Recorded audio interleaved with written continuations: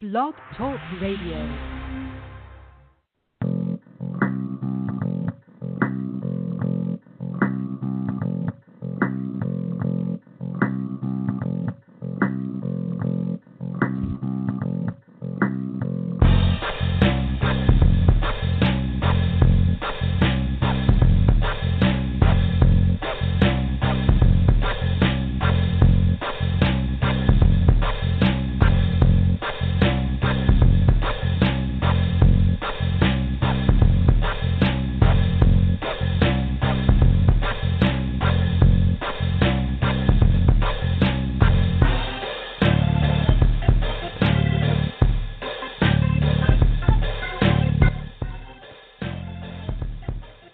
Good evening. Welcome to The View Up Here. I am your host, Canadian Glenn, and it is April 25th, 2018. And,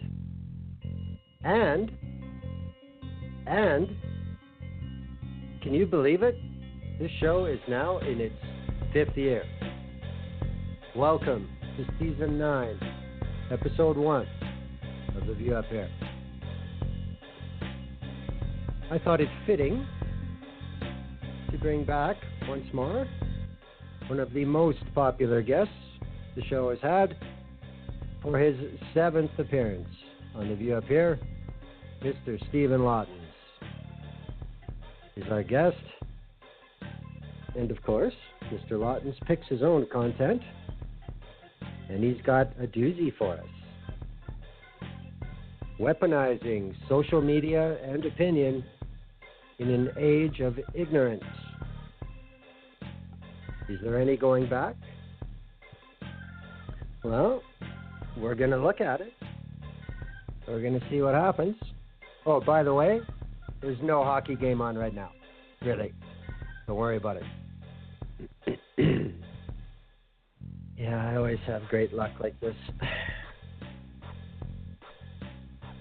Fake news works both ways. You need someone to lie and someone to believe the lie. And monetize everything? Gee, look what happens. What a shock. I can't believe it. How did this happen? Alrighty. Like I said, I'd just like to say right off before we get going, thank you to all the listeners over the years. Thank you to all the guests.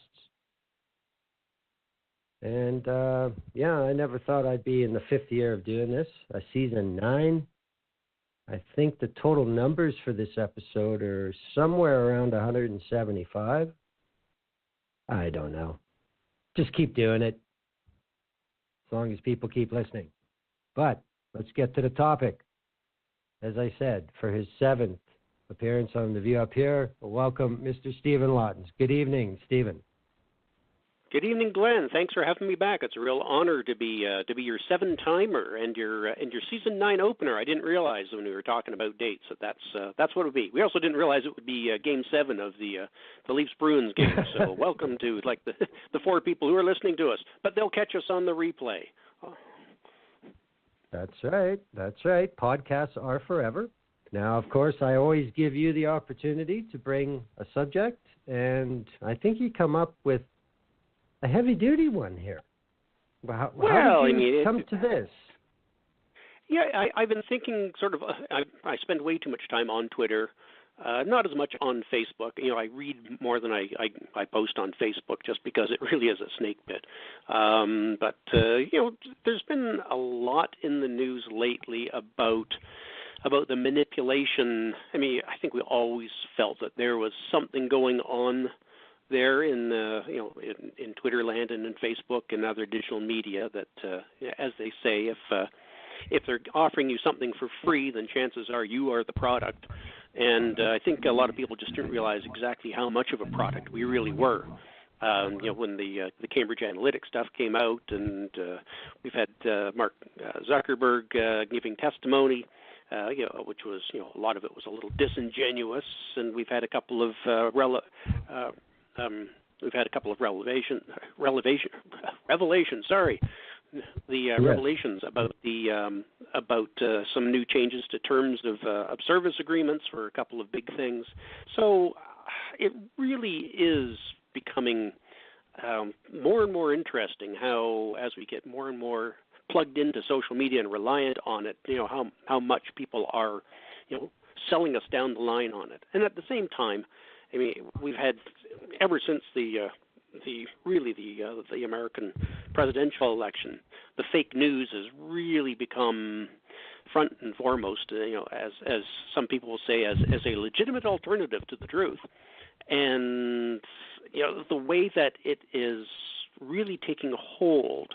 And the question I keep asking myself is, as I get on Twitter and I see people who are saying things that are just demonstrably not true, are you dumb?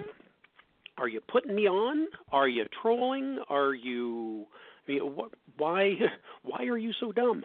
When things are so easily found. I mean, we're so connected now to everything. The amount of knowledge we have in our pants pocket with any cell phone you're carrying is vaster than any other generation, and people still act like idiots with some of the things that they say. So the whole thing, like I say, I have a background in history, a background in media, and so the truth kind of matters to me. I also understand bias, but I just, the whole issue is something that we're all kind of grappling with. And if you're on Twitter, you're grappling with it sort of every day. So that's a very long way of sort of coming out saying, this is the topic I suggested that we sort of kick around a little bit, because I think there's an awful lot of things that have happened even in the last week that really put it into stark contrast what we're dealing with in the new reality. Well, I agree that the pace seems to be just snowballing. It's not even simply adding, it's multiplying. And of course, things happen, events do happen, and I think this is the most disturbing thing about it. It used to be that events would happen, overwhelmingly negative events, violent events. The event itself would be reported, at least for a few hours, and then opinions start to come out about the event. But do you agree that now we get opinion immediately before we know what happened? Oh, absolutely. I mean, and I'm from, for anyone who knows me, I'm from a traditional news family. I mean, if you go back, my grandfather and grandmother worked on the non-creative side at the Winnipeg Free Press and CP, Canadian Press, back in the 1930s. My father, a lot of people know me through my father, a longtime columnist and then managing editor of the Toronto Star. He did gigs for the CBC. My uncle, Trevor Lautens, if you're on the BC side of Canada, we'll know that name. He was an editor and columnist of the Vancouver Sun, the North Shore News.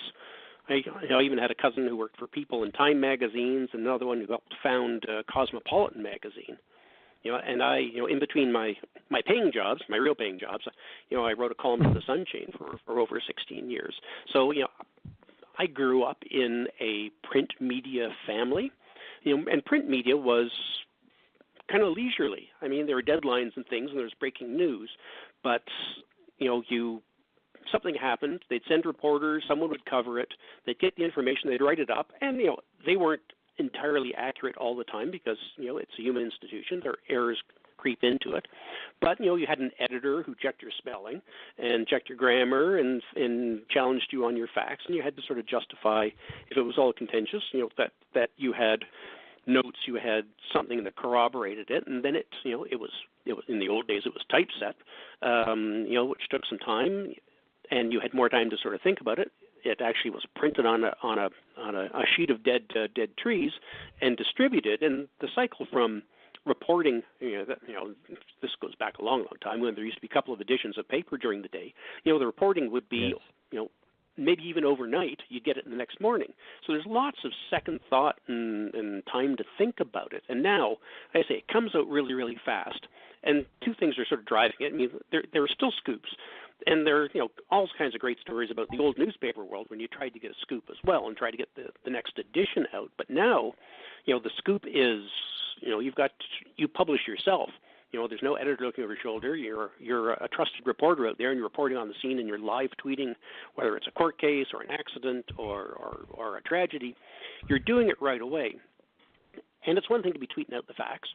It's another thing to be tweeting out what ends up being your interpretation of the facts. And again, sometimes you'll get things wrong, spelling mistake, wrong person, the news, whether it's, print, TV, radio, gets things wrong. But now you can make those mistakes so much faster, and the reach is so much broader on social media. I'm sort of getting ahead of myself a little bit here, but just the tragedy that Toronto had earlier this week, the van up at Finch in Toronto, murdering 10 people and putting a lot more in serious condition in the hospital. I mean, one of the first people on the scene. Well, we don't even know if they're on the scene. This is the thing, and that's a question that hasn't been answered. But someone who actually started to report on it was Natasha Fatah, and she put out a tweet saying, here, I'm looking at it on my screen here, breaking, witness to truck ramming into pedestrians tells local TV station that the driver looked wide-eyed, angry, and Middle Eastern. Now, I think, to paraphrase Churchill, I mean, a lie gets halfway around the world while the truth is still putting on its pants. It turns out that, as we've subsequently learned, we still don't know religion and nationality, although people are saying that by the surname that the person was Armenian. He's which would not make him Middle Eastern, and statistically wouldn't make him Muslim either, because they're among the earliest Christians in the world. They were Christian before England and Europe was Christian, but not Middle Eastern. And that tweet of hers, just to give you an idea of sort of the cycle of news, was sort of immediately picked up by Sun columnist Candace Malcolm, who retweeted the angry Middle Eastern part of it. And it was then picked up and broadcast by former rebel Faith Goldie, who put her own spin on it and also said there was some sort of police coyness about it, as if they didn't want to say that he was Middle Eastern, and that they were sort of holding that back and covering up the fact of it. There's sort of a mini conspiracy already started, and then that was picked up by Laura Loomer. I mean, these are the lights of yeah, exactly. From Laura Loomer, was picked up by Breitbart, who ran with the headline "Angry Middle Easterner runs down people," and that was followed then by InfoWars, and they decided that they wanted to add jihadist to it as well. And then, when they found out that the driver was certainly not religiously motivated, from what we know now, certainly wasn't a jihadist, from what we know now, wasn't an angry, dark Middle Eastern person, and then it's telling too that then Natasha Fatah put out a second tweet that said that they described the van's driver as white. Well, the tweet that she put out that described him as the angry Middle Eastern got 1,500 retweets. The one that identifies him as white got 66. So your audience, you know what they're buying, and that's what you sell. And I'm not saying that she did it on purpose, but she had a bias, and she was quite prepared to believe something that fit her worldview. And you see how a piece of news like that takes off and gets passed from hand to hand to hand to hand, and by the time it hits InfoWars and they finally have to take it back, it's reached literally millions of people in a couple of hours. Now, in a traditional news cycle with newspapers and all that kind of stuff, you'd be reading about it the next morning. So it really is a different kind of media than the media that certainly my father grew up with, and the one that I did as well. And the immediateness of it, the ease of access, it has these unintended consequences. I mean, it polarizes people immediately, and it polarizes the discussions. And it facilitates, like as we well know, the spreading of fake news or outright lies, depending on how wedded you are to the truth and what you're trying to do. If you're trying to sell papers, get clicks, If you're paid by the clicks, then maybe you're a little less concerned about whether something's true or not, because it's going to get you all the clicks. And and also, and this is what I think about a lot, is the way it's being harnessed or weaponized, and that can be by corporate groups, by political groups, and social groups, to promote their causes and manipulate the public to come around to their sort of way they look at it. Well, as long as we're talking about the problem here now, with your comparison back to the days of print, and basically we had print as the widely available way for people to be informed, along with radio, but radio was much more localized. There wasn't a whole lot of national radio like you can get with a newspaper. Yeah, and you got your breaking news from radio back then. True. And you speak of the time it takes to get the actual news into the hands of the consumer, and that allowed for checks to be performed to try and prevent human error, to try and prevent misleading or false naming, etc. Those principles still exist, but is it a matter of they simply do not fit into this new delivery dynamic, or is that just convenient that they don't fit? Do you think it's more of this is how it goes now, damn it, I wish we were more accurate right off, but we got to compete? Do you think that's what's going on? Or do you think with, let's say, some outlets, there is a propensity to just fire it out there? Because as you said, all these outlets that picked up on the first tweets from Natasha Fatah, nobody has given a retraction. Nobody's apologized. It's just, oh, well, that's what we said at the time. Yeah, we've just sort of moved on from it. Is that a consequence of this delivery system, or is it a work on this delivery system? Does this allow these people to be this loose?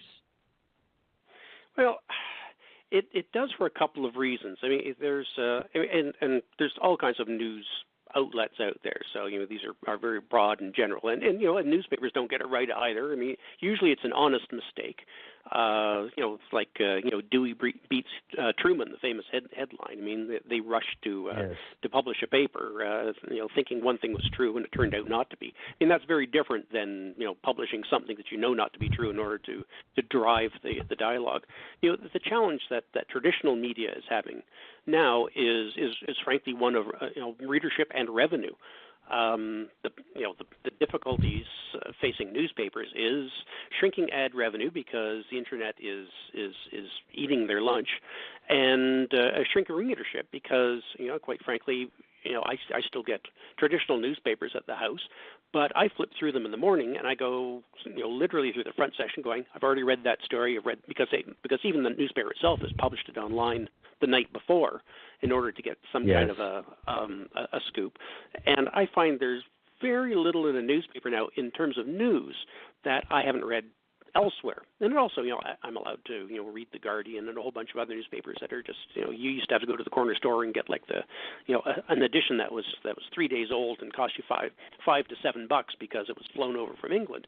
I mean, you now have this smorgasbord of news available to you, and they're trying to keep themselves relevant by coming up with digital strategies and coming up with online editions and trying to do online revenue for it. And a lot of the papers are suffering. I'm actually a governor of the National Newspaper Awards, and I sit with representatives of I think 14 other news organizations, print media organizations. And when we're not talking about the awards themselves, we talk about the state of the business. And they don't know where it's going because they haven't been able to figure out how to monetize it the same way that some other kinds of groups have been able to monetize it.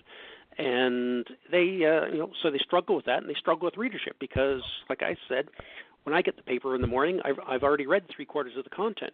So what they fall back on is bigger investigative pieces, longer pieces that are multi-part. The kind of things that you don't want to read on your phone because quite frankly it's just too long. But at the same time, there are they have directives out to their reporters that you have to tweet, you have to do podcasts, you have to do you are your own videographer. I mean, they've experimented, some more successfully than others, with that to try to compete with the online news. And I'm sure some of it makes them a little bit desperate to come up with something before it's been checked. But newspapers, by and large, they subscribe to principles. They are part of professional organizations. They have there's a news council that handles complaints about bias and all the rest. They have ombudspeople who who deal with public complaints and questions of fairness, and they have, they have internal codes of conduct that they live by as well, and editors who enforce these sorts of things. And that's completely missing from the kinds of cowboy journalists that are out there. Whether they're citizen journalists or they're stringers for the Rebel or any of these other quasi news organizations. They don't have that sort of professional background in journalism. They're all about the clicks because they monetize the clicks.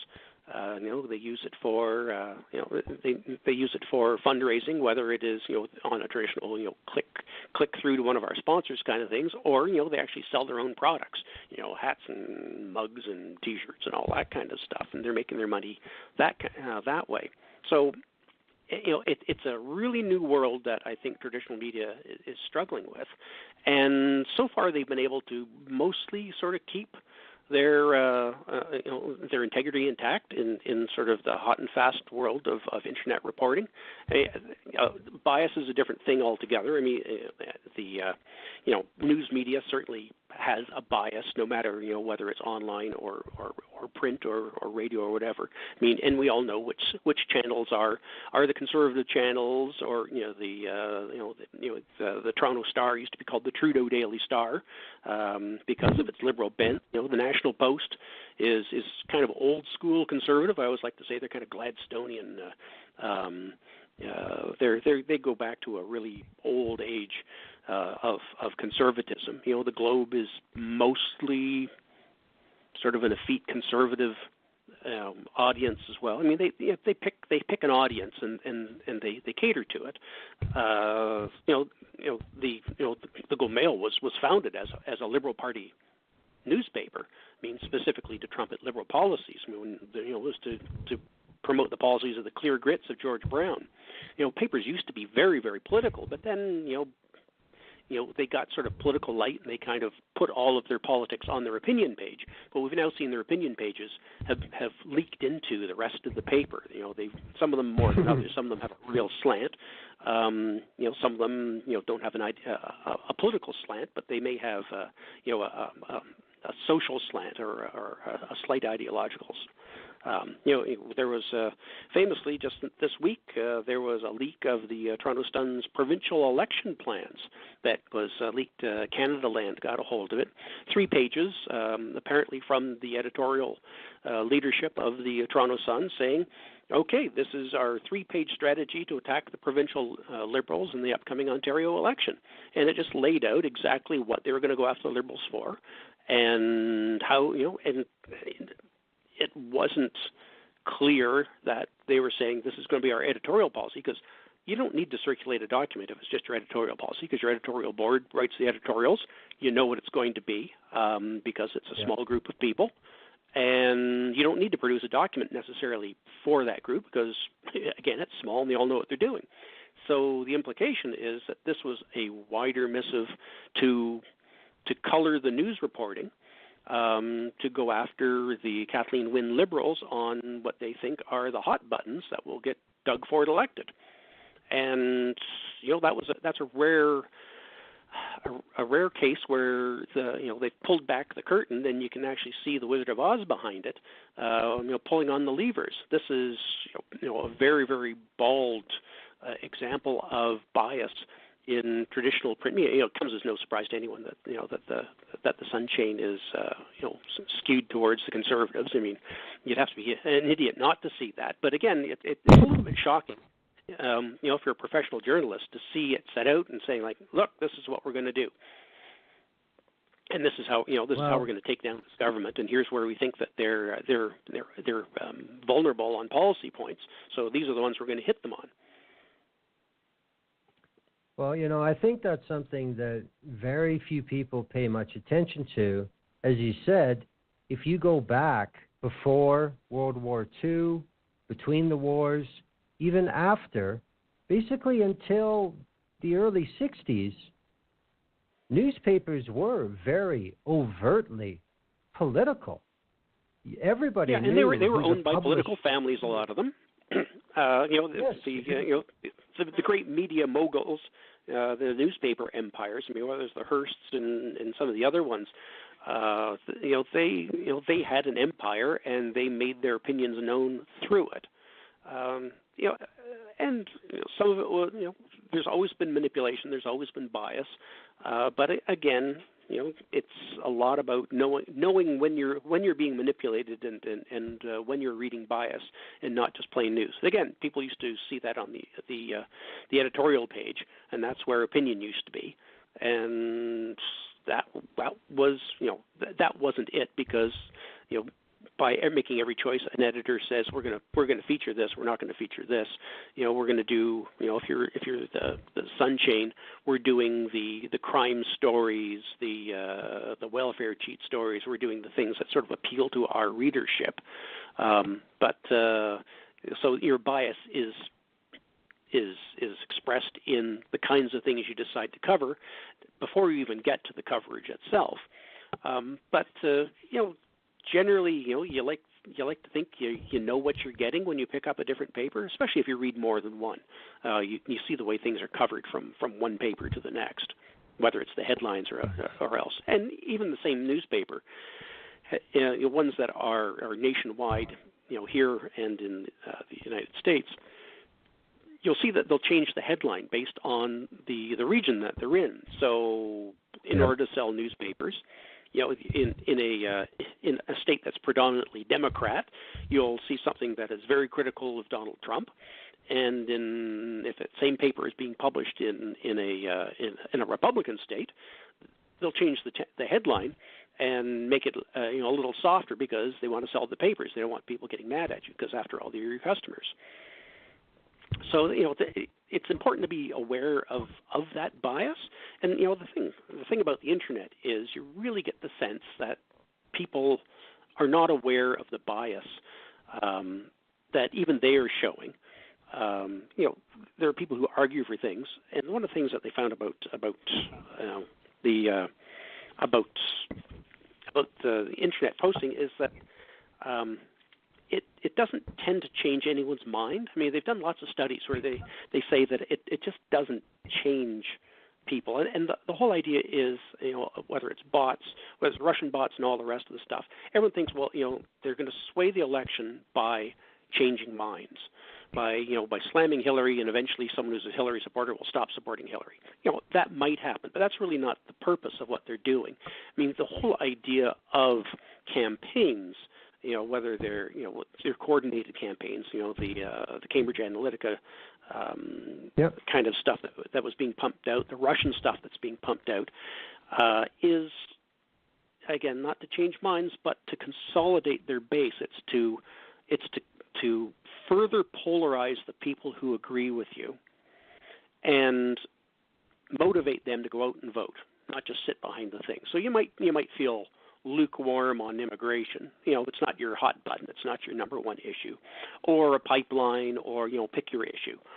But if you get targeted and stuff keeps getting pumped to you, eventually they will move your needle, because you've seen so much of it, and you were kind of inclined that way in the first place, but not really hot on the issue, to the point where you're a believer, where you've seen enough of this stuff, and it's been re-echoed and retweeted and in your face, and it's the first thing in your searches, and it's been pushed out to you and spoon-fed to you, even though you don't really realize that you're being spoon-fed. Pretty soon you've moved from lukewarm on it to hot on it, and now you're motivated enough to talk to other people about it, and to, more importantly, go out and vote yourself. And that's one of the things that some studies have been finding about this kind of influence online. I say, arguing with someone who is one way or the other, isn't going to change their mind, but it will harden you in your position. In fact, they've even found that some of the bot programs have targeted people who are their own supporters by pumping negative stuff to them. So if you're in favor of immigration, let's say, but you're lukewarm in favor of it. You're not lukewarm against, but you're lukewarm in favor this time. They'll start pumping hard anti-Islamic or anti-immigration or anti-refugee stuff at you in order to move you more into your own comfort zone, because you react against it and you pull back. So there's two ways of doing it. Like I say, you can agree with somebody online and push them more into agreement, or you can oppose them, but you're pushing them in the direction that you want to be, which is to be more firm in their own opinion, which is opposite to the one that you're pushing at them. Either way, you're being manipulated. Yeah, I mean, again, going off what you said, I think about if we go back again to the previous century, where print media was the primary delivery that was thought by the consumer to have the time and the resources to put in the effort to get the whole story. Even by the 60s, television news, which, TV news, where would we be without it? But back then, they were already just, sticking to the local issue, the stuff that was important that day in their city. And they just kept rotating, and then there would be the national news. So, I mean, back then it was more, market share was derived from quality over time and a reputation. Would you agree with that? Yeah, absolutely. You had trusted news sources. I mean, you had Walter Cronkite, and Walter Cronkite would never lie to you. Knowlton Nash, who actually was a friend of the family, Knowlton Nash would never lie to you. If he said it, you could believe it. And so there was, networks spent a lot of money building up credibility of their newscasters. Okay, now the reason I think that that's the way it was is because they didn't have the ability to micro-target. They didn't have the ability to gather information on the consumers basically by the click of a mouse, which is what we have now. And I think what's changed is that now they don't seek to bring the consumers to them. They seek to find the consumers that are predetermined to appreciate their product. Yeah, and if you think of old-fashioned advertising, I mean, advertising is as old as the hills. I mean, they've been doing it for 150 years. We've been trying to convince people forever that they need a new car or brighter clothes or whiter teeth. And you feed their biases and insecurities. That maybe you don't smell great or you've got bad breath or whatever. In order to influence people. But like you say, they were commercials that were broadcast on the 4 or 5 networks, 3 networks that there were. So you had an audience, and you figured, I'm hitting some of my people that way. But there's no way to just sort of go, I just want to send this to people who think they've got bad breath. I worked for a while in a market research department. And my job was to identify people who are likely buyers of stuff. So the ad department could go and sell advertising to people. Say, look, more people take a Caribbean vacation who read the Toronto Star than any of the other papers. So if you are in the business of selling package tours to the Caribbean, the Toronto Star is where you need to advertise because that's where your market is. But data collection was very different back then. I mean, it was voluntary polls. There were focus groups. There were supermarket surveys. People with a clipboard going, do you have a minute to answer a couple of questions? You knew when you were giving your information and opinions away because you were standing there being asked for your opinion. In politics, you knocked on doors. In the old days, and if someone said to take a sign, they were probably with you, and if they set their dog on you, they're probably against you. I mean, that's how you marked your list, and got an idea. And if you went back with your clipboard and said, okay, here's someone who's probably going to vote for us, here's someone who probably isn't, and that's the data collection was like really personal. But now, the real starting point to the weaponizing of data is the sheer volume that we give away on a daily basis. I mean, and it turns out we don't even realize that we're giving it away half the time, or at least not the sort of to the scary extent that we're giving it away. I think most people are sort of vaguely aware that your browser history or Google searches, you search for one thing, and next thing you know, you're getting banner ads constantly for something that you Googled 2 days ago. And because you just bought a car, they figure, well, you need another car, so you're going to get nothing but car ads for the next 2 weeks. So we sort of have a sense that, yeah, they were watching us because they're doing this, but people just don't really realize how deep the dive is. And I think Cambridge Analytics was a real eye-opener to the sort of the algorithms that analyze and cluster and target us. It came as a real shock to not to everybody, but to a lot of people. And most of us don't think we're important enough to influence. I mean, well, who cares about what I think and all the rest? I'm just one person. But but there probably isn't anybody listening who hasn't experienced a bot or targeted ads. So you are important because they're able to collect such vast data now that they can. We are now the broadcast audience, but they can micro-tailor the message to us in ways that were just never. Just wasn't possible for. And if you mention Russia, oil, Hillary, guns, Trump, use any of those keywords, whether it's in your tweets or on Facebook or something. Next thing you know, I mean, number one, the bots just like swarm out of people with an egg for their avatar and 5 followers are coming out of nowhere, going after you about your position on gun control or abortion or prayer in school or any of these sort of hot buttons that there are bots and algorithms just waiting for someone to say something about in order to push you one way or the other, or to shut you down. And a lot of us think, I can't be influenced. I'm too smart. I'm educated. I'm a sophisticated consumer of internet and all the rest of this stuff. But we all like to think we are. But there was an article in last month in Scientific American that discussed a group that discovered a disinformation network, they called it, that pumped out millions of tweets by bots during the U.S. election, and they were Russian-backed bots that automatically tweeted animosity-stoking messages in the U.S. on the gun control debate after the Parkland shooting as well. There was a wave of bots in January that demanded the release of the memo accusing the FBI of political bias in its surveillance of Trump during the campaign. There's examples outside of the United States. I mean, we think, because we're in North America, we think of North America, but, the same group found the disinformation network that was mobilized in favor of UK's Brexit, tried to manipulate voters in elections in France and Germany, Austria, Italy, even got in on the side of the government in Catalonia's referendum on independence from Spain last year.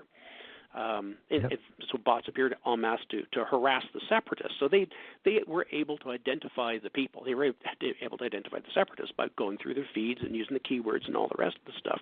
So, it turns out everyone's important enough to take a shot at, and we like to be able to say we recognize it.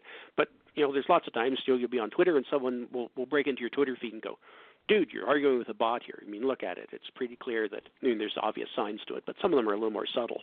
And now buying retweets, and people used to buy followers on Twitter.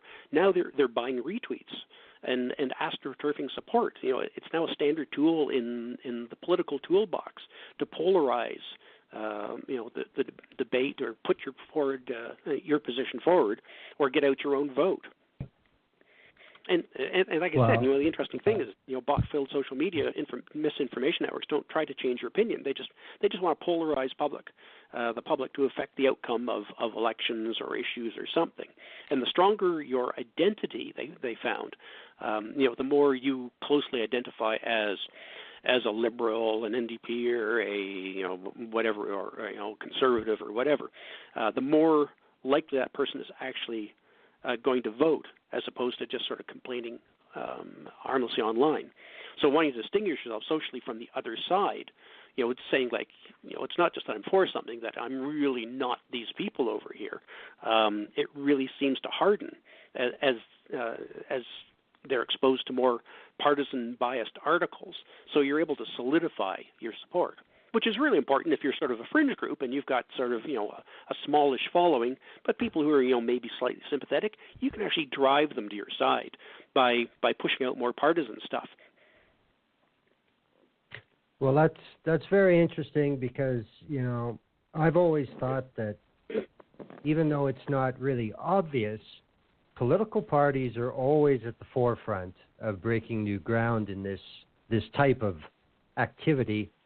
And I know I've said the story before on this show sometime over the last 4 years, but when I got involved in politics and went to my first campaign meetings, that's when I really understood how things have changed.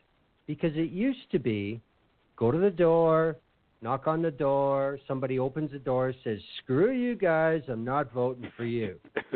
And it would be about... And back then, the process was, well, tell us why. What is it that we've done that you dislike? And then maybe we can tell you that we know that and we're going to fix it or whatever. That's the way it used to be done. And can I leave you some literature just to look at?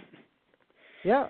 And now, if you knock on the door, they open the door and say, "Screw you, not voting for you," you say, "Good day," and you turn around and leave. Because it's not about hearts and minds. It's about finding every soldier and possible soldier out there you can. And that's where you put your effort in, and you make sure they turn up. And the thing that these parties still understand, and I'm sure you'll agree, Stephen, the best sales technique there is person to person, somebody that knows the other person. That's the best way to sell. It always will be. So when you can convert people and get them fired up, like you said, get them to tell their friends, that is such a much more micro-targeted with much better tangible results. Because as data collection increases, when you do a campaign, you have the ability to see if it's working in close to real time. Do you not? Yep, absolutely. But it's time and labor intensive to do it that way. So it's the internet is all about numbers. But what you said about someone slamming the door in your face and saying, "Screw you, I'm with the other party," or I just hate your party.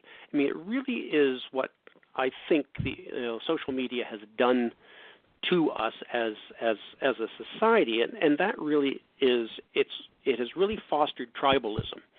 And someone tried to school me the other day, so you can't say the word tribalism because it's insulting to the First Nations. And I said, well, no, it's a Latin word. It goes back way beyond the colonization of North America. So anyone who wants to give me a tough time about using the word tribalism, please don't. But that really is what social media has done. It sort of divided us into tribes, which is one of the earliest social units, and it was always a very defensive one. Going back to the dawns of time. There was a study published. I think it was just this week. In something I'm sure it's on your coffee table. The Proceedings of National Academy of Sciences, And they questioned the idea that Trump voters weren't driven by economic insecurity.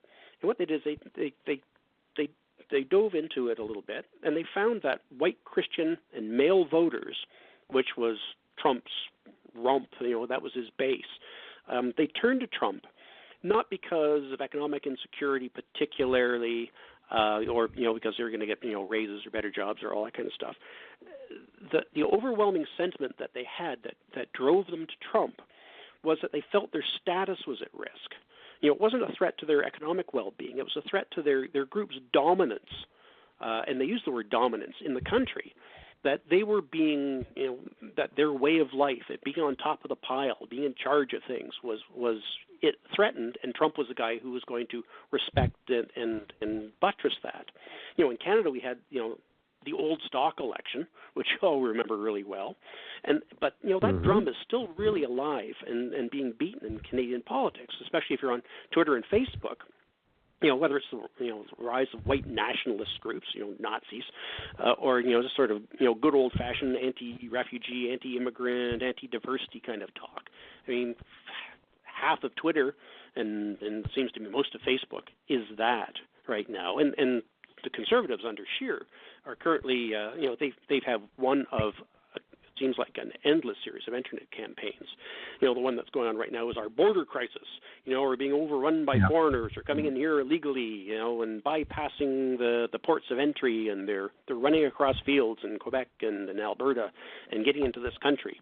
And we're being overrun by foreigners. I mean, and if you think of what they were saying about Trump's appeal, which is the fear of losing dominance.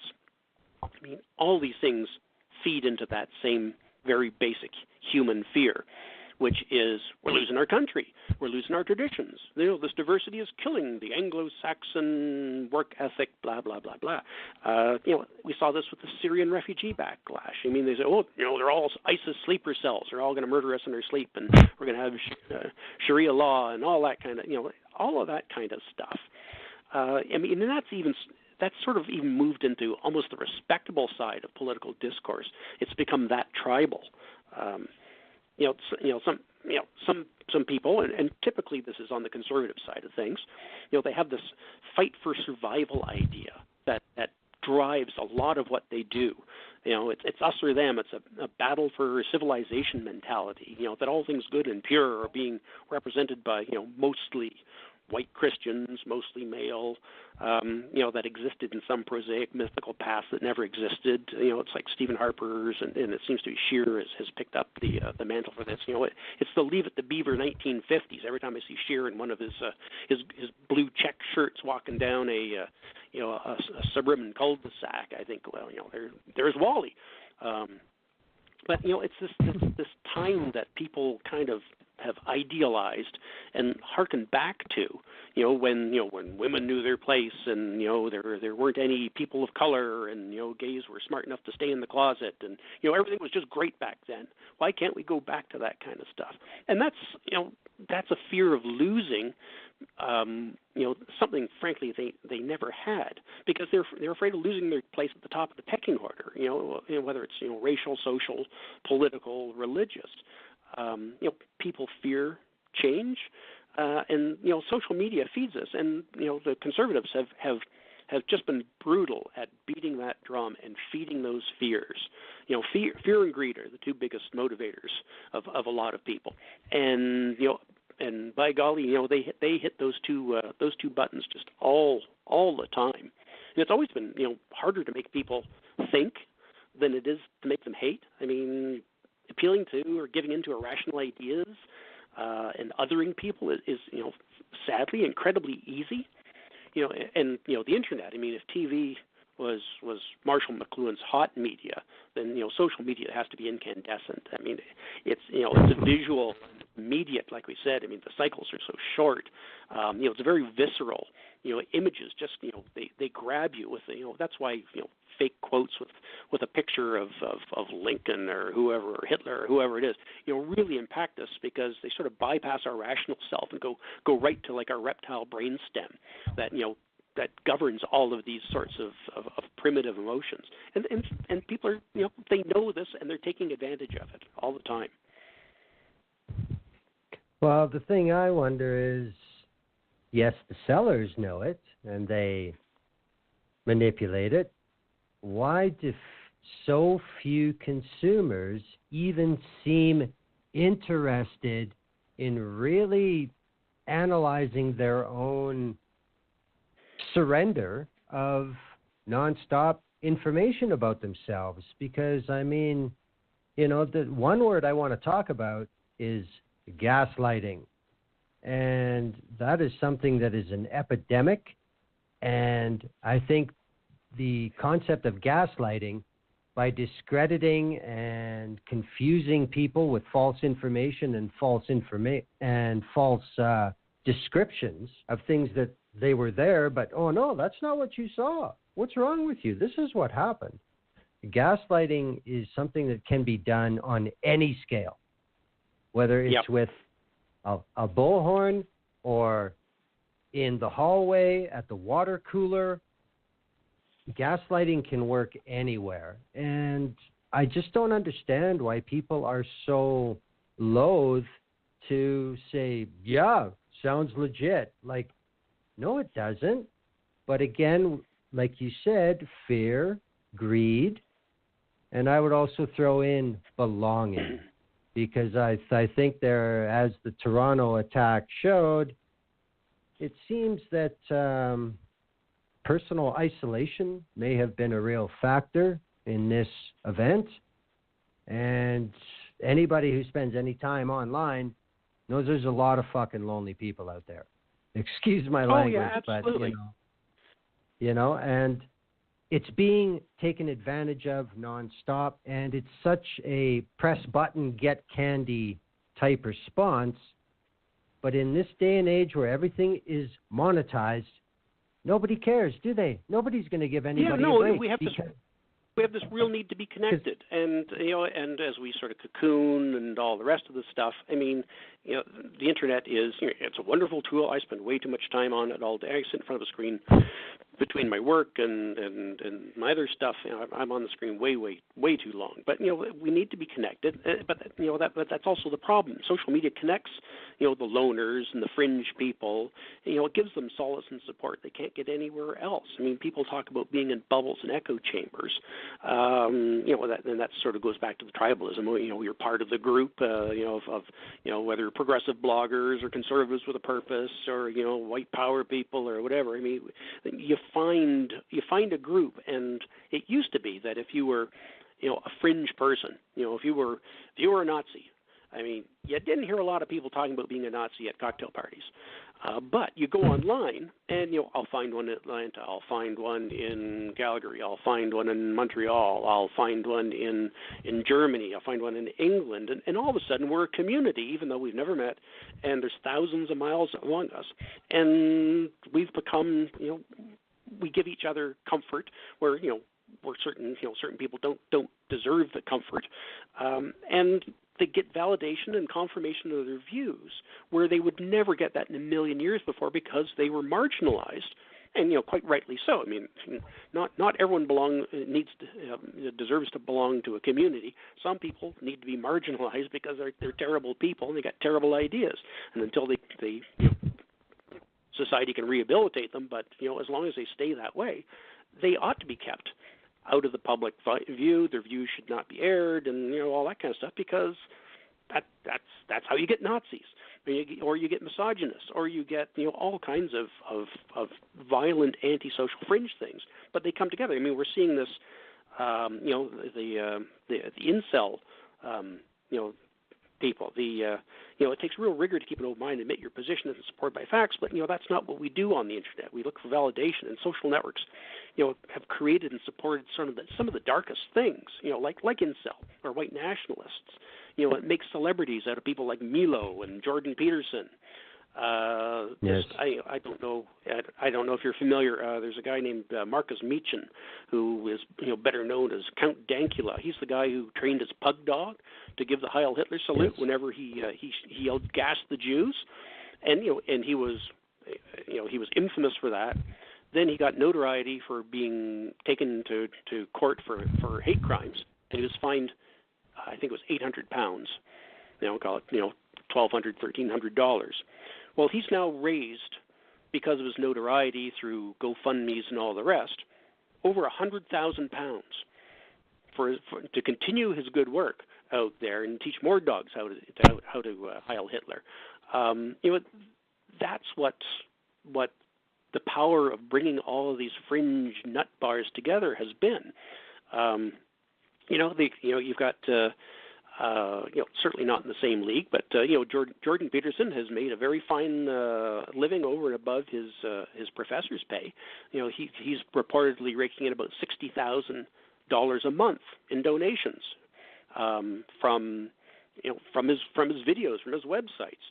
And I've read some of his stuff. I find it kind of pedestrian and a rehash of a lot of old discredited ideas and all the rest. But different things for different people. So as they say, it's a free country.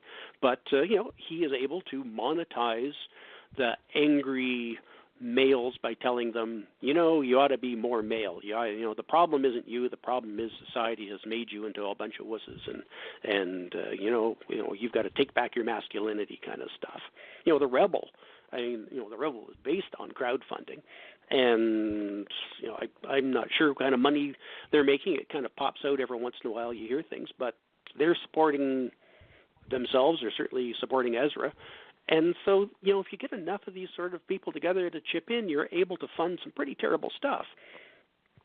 And so people are going to keep doing it, and they're going to keep targeting their audience, and they're going to keep selling the same bill of goods to all these people.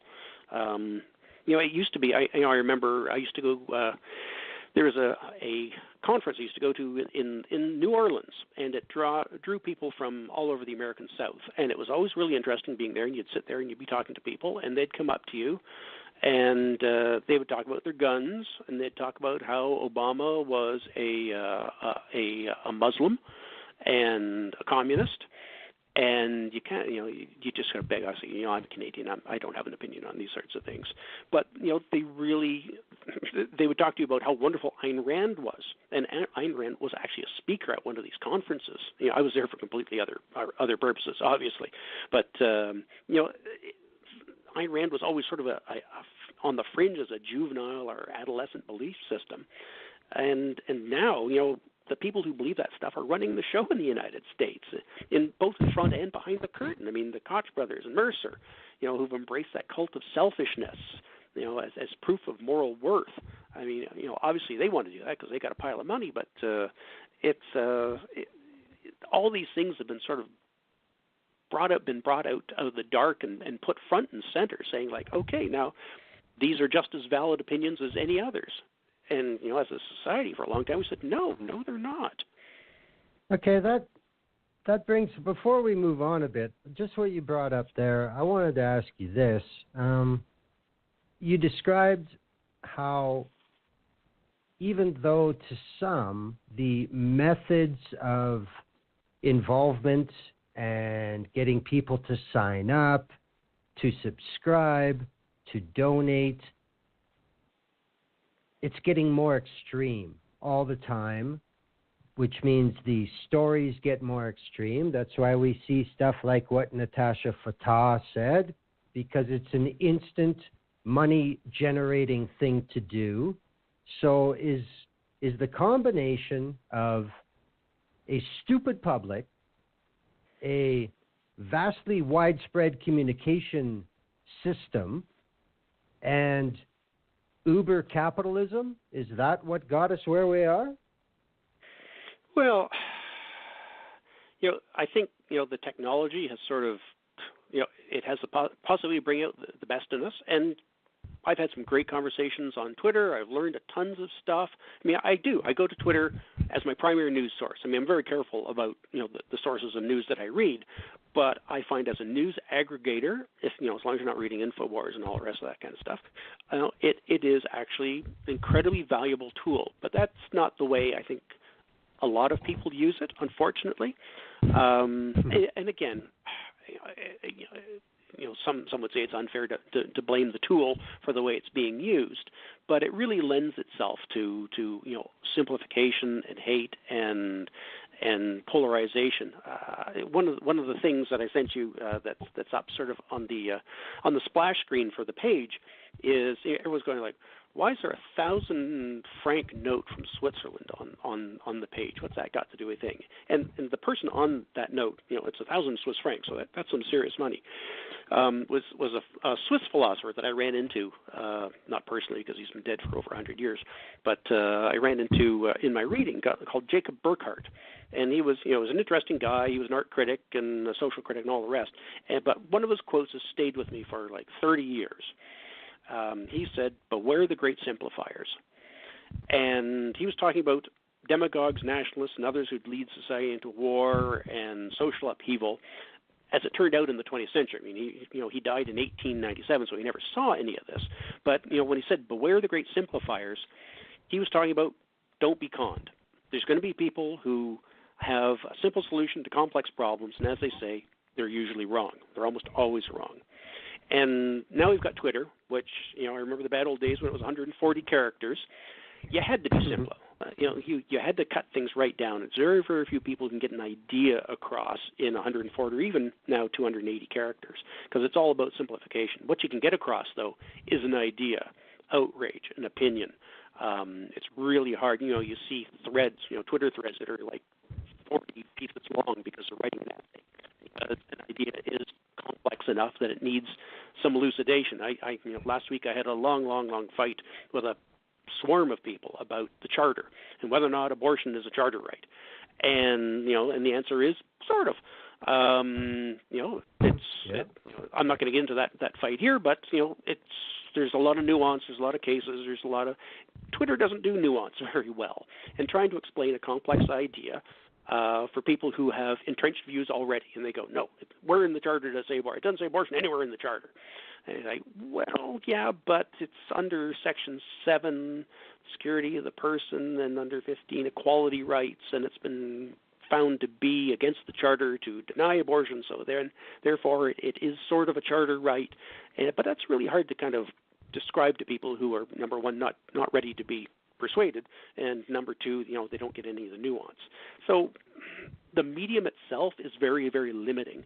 Facebook, you can write as much as you like on Facebook, but it doesn't seem to be any better. So maybe there's my theory out the window because I read some pretty terrible things on Facebook. And, you try to patiently explain things and go through it and produce facts and do links and back it up, and people they're just not interested, which kind of leads you to we were talking before the show, one of my favorite Simpsons characters, Mayor Quimby. And, Mayor Quimby, one of his famous quotes was, are these morons getting dumber or are they just getting louder? And, and the answer is Twitter makes you louder, but it's not making a lot of people smarter either. So, is Twitter making us dumber? Is it an age of ignorance here? When we have, like I say, all of these facts at our disposal, things that are so easily looked up, from legitimate sources. People will quote you InfoWars or Breitbart or The Rebel or something, and you just go like, really? You're quoting that to back up an argument? Here, why don't you go to a real source and look up the statistics? People are going like, oh, we're being flooded by refugees over the border, and you go like, do you know how many it really is? Because you can look up the number. The number is there. Well, how much is it? And it's like, well, am I your personal Google? Look it up before you start having opinions. And it's lots of times when people throw things at me, and I'll look at it and go like, you've challenged my belief of something. I am not sure what that number is, or I'm not sure about that quote. I'm going to look it up. And sometimes I'll look it up and go, I was wrong. The number's bigger or smaller than I thought. Or I'll look it up and say, okay, he did say that, or he didn't say that, or whatever it is. But you have to admit you're wrong, which is really tough for a lot of people. I know I find it wrong really hard sometimes. And you have to be able to amend your worldview. And we're getting bogged down into our positions as we get polarized and get tribal and all those sorts of things. It's harder and harder to say to someone, you know what, you're right.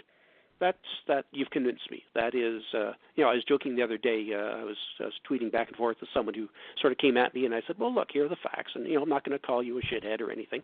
I'm going to be respectful and have a discussion. Here it is. Look it up yourself. And they went, you know what? I've changed my mind. I went, oh my God, the first person ever who's changed their mind on Twitter. I mean, that tweet ought to be bronze because I don't think it happens that often.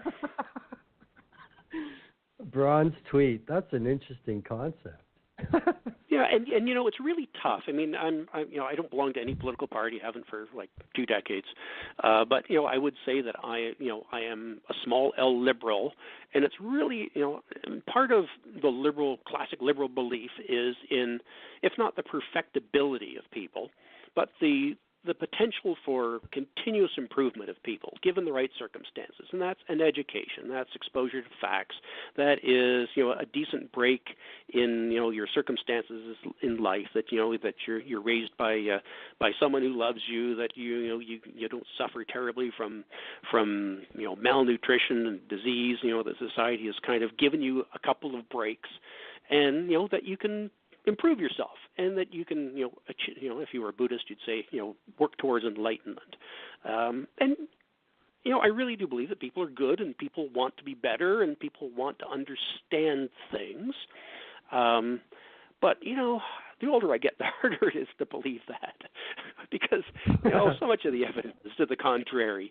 It's just like people who are just so happy to be ignorant, so happy to be mean, so happy to be intolerant. So happy to be closed-minded, and the response to that is the conservative response, which is people are bad, people are stupid, people can't run their own lives, people can't be trusted with money or anything. So you got to put a boot on their throat and force them to do the right thing and really control. I mean, even though they talk about them being the Freedom Party, it's really we really don't trust people to run their lives properly. So that's why we need abortion laws, and we need law and order. I mean, they're the law and order party, and all these sorts of things, because we really need to keep a lid on society, because people are left to their own devices are just bad people, and I don't want to go there. In spite of the evidence, I think there's something called a legal fiction, which is something you believe because it's so terrible. If you'd stop believing it, that things would just fall apart. And I really think, it's important to believe the legal fiction that people are smart, people will get it eventually, that people are at their heart kind and welcoming and tolerant people. And because, it gets really depressing. I remember my father once saying, it's important for you to learn about the issues when you go to vote on election day, because someone out there who isn't learning anything about it is going to vote the other way and cancel out your vote. And you put all this effort into your vote, and they've put absolutely nothing into their vote. And where are you? The sum is zero. But if more people took the time to consider and learn and all the rest, then maybe the smart people will get a good outcome, whatever that outcome is. It's you don't want to go down the path of cynical conservatism that way, where people are ruled with a firm or even iron hand to protect them against their own weaknesses and worst natures. Eventually that leads you to fascism or strict fundamentalist religions. But like I say, it's harder and harder to keep that belief. The older you get, and the more you see of human nature. It's and especially the internet, where people seem to be falling for things all the time. I like Carl Sagan, and he says some pretty smart things from time to time. If you go back and read some of his stuff, he one of the things he said about the bamboozle. He says, finding the occasional straw of truth in a great ocean of confusion and bamboozle requires intelligence, vigilance, dedication, and courage. But if we don't practice these tough habits of thought, we can't hope to solve the truly serious problems that face us, and we risk becoming a nation of suckers, up for grabs by the next charlatan who comes along. Are we working that way, and is Twitter, greasing the wheels to get us that way? It's disheartening to think that way, and all you can do is continue to fact check to politely state your case, correct people with facts when you think they're wrong instead of just calling them idiots. I'll put my hand up and say there are times when my patience has tried on Twitter and I've ended up calling people idiots, or otherwise kind of making fun of them to sometimes to my and other people's amusement. But the polarization, we have to get smarter when we use social media. I mean, I think we owe it to ourselves and to other people, and hope that we eventually outnumber the people who are not taking the time to educate themselves. Whether they have the ability to participate meaningfully in these conversations or not. Twitter really should demand more of us, because it does make us suckers. It makes us fall for the data manipulation, the algorithms, the bots, the information they collect on us every second of our digital life. Whether we're using Gmail, Rogers Yahoo just announced in its terms of service that they're actually reading your emails in order to improve your experience and to target your interests better. Sell advertising. Everything you touch, is now pulling information about you, and it's up to you to be smart enough not to fall for it. But that requires a certain amount of rigor and dedication and intelligence, and a lot of people just aren't up to it or are too lazy to do it. Or, as Sagan says, they don't even realize that they're being bamboozled. I mean, one of the other things he said is the biggest bamboozle is not knowing that you're being bamboozled in the first place. Well, when you mention that, the first metaphor that comes to my mind is, okay, we're going to film you while you shower, just to know you're okay. Like, if we just see you go in the bathroom, nobody else goes in, and then you come out, that's not good enough. We're going to watch you shower for your protection. That's about how much sense that shit makes. But they sell it. They all sell it. They don't move from it. And it becomes imposed, and it becomes part of the rules.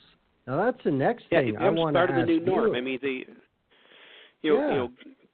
Google, the Alexa, and all of these in-home voice-activated things that monitor. I mean, and I'm not part of the tinfoil hat crowd. I still believe that most things in my life aren't worth anyone else's time. But at the same time, my cell phone has location services turned off because I don't use them and I don't need to know them. I've got Siri turned off. I've got a whole pile of stuff. I've got tracking stuff. I use an ad blocker. I use all kinds of sort of things just because I'm cautious. I just, not because I think anyone's going to do anything particularly, but none of their business. And that's the same reason I won't have one of those talking assistants in the house, which the big push is on for right now, because they're collecting data on you just in another way, the stuff that they can't get through your map searches or from your from your Yelp account or from your Pinterest or from your there's so many different ways now that they can aggregate information about you. It really is a secret policeman's dream that we voluntarily give up all this information with facial recognition and tagging friends and all that kind of stuff. And in fact, Cambridge Analytica, it was a test that people volunteered to take. They sent it out and said, "Would you take this test?" I think they offered $10 or something for it, and you said, you can collect my data based on this. And then, okay, well, sure, you can sell your own data. You're sort of aware of that, but you didn't realize you were selling the data of all the people who they could thread through your account to your friends and then your friends of your friends. It's the collection of data now you just have to be so careful about, but you're going to give a pile of it away. And you just have to be a little smart about what you do give away, because the more you give away, the more they've got on you and the more buttons that maybe they can push, unless you're, someone of tremendous strong will and awareness and know when you're being conned. But, that's why Las Vegas is there. It's, people believe that they're not going to be conned. And that's why Las Vegas has those big shiny towers, and they can afford to give away free shrimp cocktail and drinks. They're making that much money conning people. The house always wins. But The whole house What always you were wins, just and talk- people aren't nearly as smart as they think they are. And they don't have as much money as they think they do either in those situations. And it's on us to resist. I mean, when you see negative political ads, when you see Facebook stuff, when you see parties that have campaigns that are just out and out lies, or such distortions of the truth that they might as well be lies. It's important to call it out. It's important to educate and aware and make other people aware, and do it with facts and that sort of thing. And I think the more people who are aware of the bamboozle, the more difficult it is to be bamboozled. There'll always be a group who will fall for it. People who buy lottery tickets and all kinds of things. There's all kinds of things where the odds are so much against you winning that but you still do it because you think you got a system, or you're lucky, or you got a rabbit's foot or something. The internet.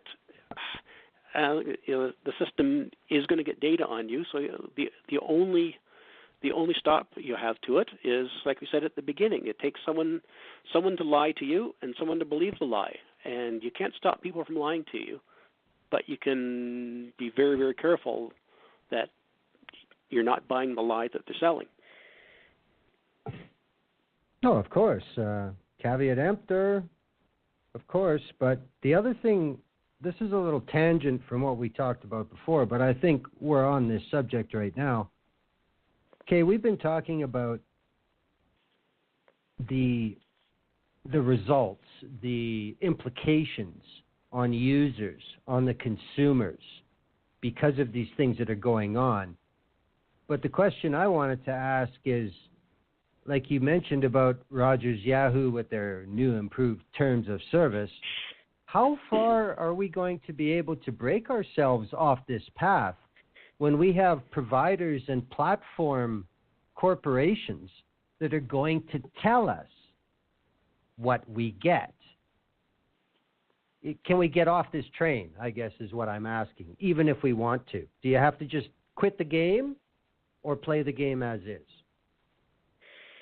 Yeah, and it's probably a little bit of both. I mean, if you're using work emails and all that kind of thing, that's slightly different because your hopefully your browsing habits and all the rest at work are slightly different. But email is not just email now. I'm sort of made fun of in my office. I work with some millennials, and they make fun of me because I like to use email. They go, email? What? We text everything, or there's so many channels now, and I honestly have trouble keeping track because my company uses Slack, uses this other collaborative thing. They'll ping you on this or ping you on that. They'll text and last resort they'll email you and then they'll phone you. But just trying to keep, and it makes you think of sort of the number of channels that you're communicating on, and somebody's collecting up all of that stuff. Maybe they're putting it all together and putting your name on it, or an identifier number, or maybe not. Maybe they're only collecting some of it up. I mean, a useful thing is if you go to Google and you go to Google search and you go and click on not the search button, but up in the top corner, there's the Google apps, and you can see all of the different applications that Google owns and you use. And, some of them are quite interesting. Some of them are quite useful. Gmail is everyone's got a Gmail account. But you look at some of the other ones, and then you realize that one provider controls all of those. They control the data on all of those. And if you buy yourself a Google phone, all of that stuff runs on that. It's one-stop shopping for them for your data. And it is just an enormous, giant data collection point for you that is in this corporate silo. Yahoo and some of the other tools that are now owned by other people. Everyone's trying to get their silo of data. Apple's got its own suite. It's had its own suite of apps and tools and stuff for ages. They were sort of a silo from the beginning because they closely controlled the interface and the applications. But they've got a slightly different business model than Google. That you realize that the future is data collection, And unless you want to live in a cabin with a wooden fireplace, chances are you're going to have data collected on you. Netflix looks at your, it's you think it's innocuous. You're looking at movies and it's suggesting movies to you, and you're going like, I wouldn't watch that in a million years. Your algorithm sucks. But they're collecting data on you too, and again, who knows where that data is going? Eventually, who buys Netflix and makes it part of their suite and then incorporates that data into something else? We are data sources, and that allows people to sell to us, and that's basically all it's about. It's about monetizing it. It's about selling advertising. It's not about the services, because they give away your Gmail for free and all that other kind of stuff, because they're making the money on the data end of it. So you can turn yourself off, and you can do all kinds of stuff. There's people who use different browsers that don't collect data, but you use Firefox, but you still use Google as your search engine. One of the things that they found on Facebook was when people were putting a follow me on Facebook tag on your website, or even a little click through on your on any of your sites, that either is a Facebook like or whatever. There's actually a tracker in there in a lot of cases that allows Facebook to not just see if you've gone to Facebook, but to watch your browsing habits from the second you click on that like for the next until you close your browsing session. So they will collect data on you without you even knowing it, because all you've done is you've shared something on Facebook, and then you continue merrily browsing away, doing whatever you're doing. And so they find these little keyholes to find more data on you. I mean, it is the way of the future, and you saw Mark Zuckerberg in front of Congress sweating a little bit, and I think unconvincingly saying that he didn't know how a lot of his platform worked. When I could probably answer the questions that Congress was asking, and it wasn't my company.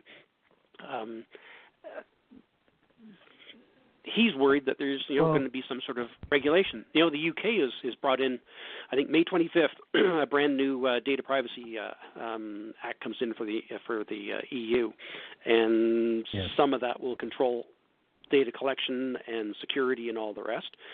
But is it going to take regulation? And some of these companies are pretty big. They're going to be hard to regulate, and they have lobbyists and all the rest. They're trying to make nice with people so they get away from the regulation, because once the data streams are turned off, then that hurts their revenue.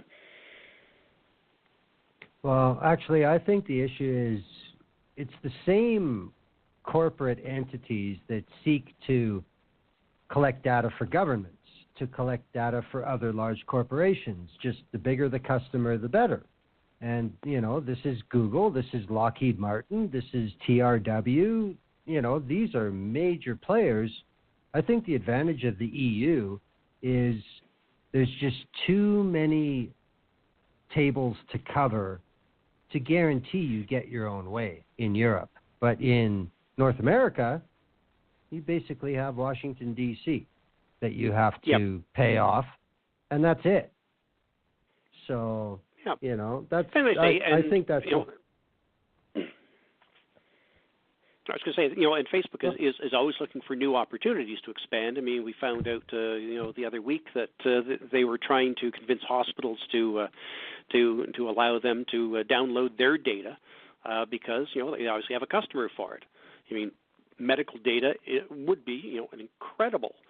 I mean, it is an incredible source of income, because in the United States it's such a profit center, and to be able to find out, who is on a looking at their snapshots of their dinners and saying, well, that's a high-fat dinner, and that person is going to need Lipitor, and that person is a vegetarian. They're going to need they're probably not getting enough iron or something else. So we should be pushing vitamins to them. I mean, we are all just customers. And any way that they can micro-target you based on your eating habits, your drinking habits, your driving habits, your love life, your reading habits, it's all part of making a profit for them. And the more that they can collect on you through fair means or foul, they will do that. Well, I think there's a certain, at least in my mind, if it's for the selling of consumer products, there's a certain amount of this dirty pool that I can tolerate.